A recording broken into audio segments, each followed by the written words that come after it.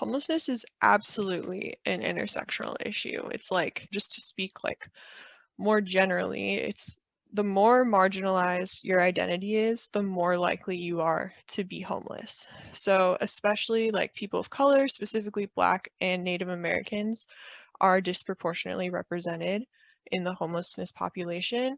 And this is true like in Seattle, right? So for example, like Native American people are about 1% of Seattle's population, but 15% of Seattle's homeless population, which is like a pretty large disproportionality. Same with like Black Americans are about 7% of Seattle's population, but 25% of their homeless population.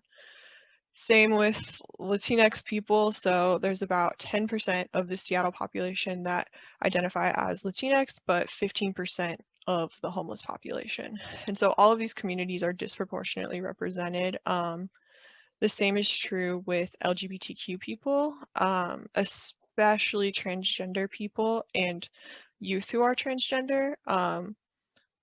Like homelessness rates for youth who are transgender, it's like insanely high. I remember I was volunteering once at a service organization in Seattle for young adults who are struggling with homelessness or housing insecurity. And I think it was like more than 90% at one time of their program participants identified as transgender, which is way higher than like the general population. People who are homeless are more likely to experience gender-based violence. They're more likely to experience sex crimes. People who have disabilities are much more likely to be homeless, and people who are homeless are much more likely to be victims of crimes. And so it's kind of like every single identity, like I could go on, right? Veterans are disproportionately represented. Like people pick an identity that's been historically marginalized, most likely they're disproportionately represented. And so in a lot of these identities, it's like intersectional, right? And so it's like, if you look at the number of, for example, like people in Seattle who are Black and LGBTQ, that number is going to be very, very small.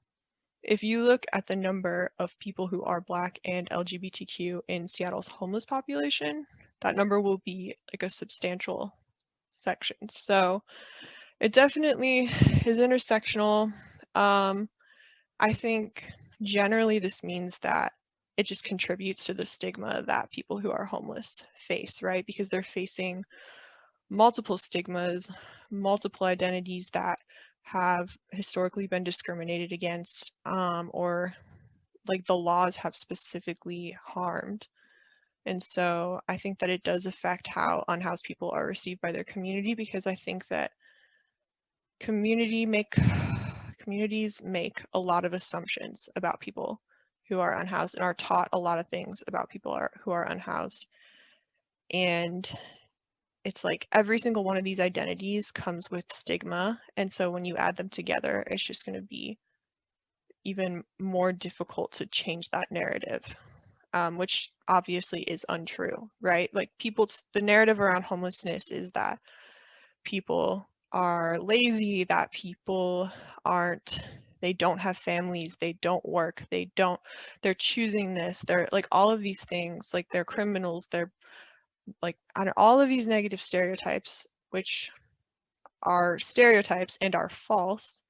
But in order to get people to see people who are unhoused as people who are worth like the same as everyone else who has a house, like you're gonna have to address all of these barriers and all of these stigmas, and it's a lot, right? It's a challenge. So yeah.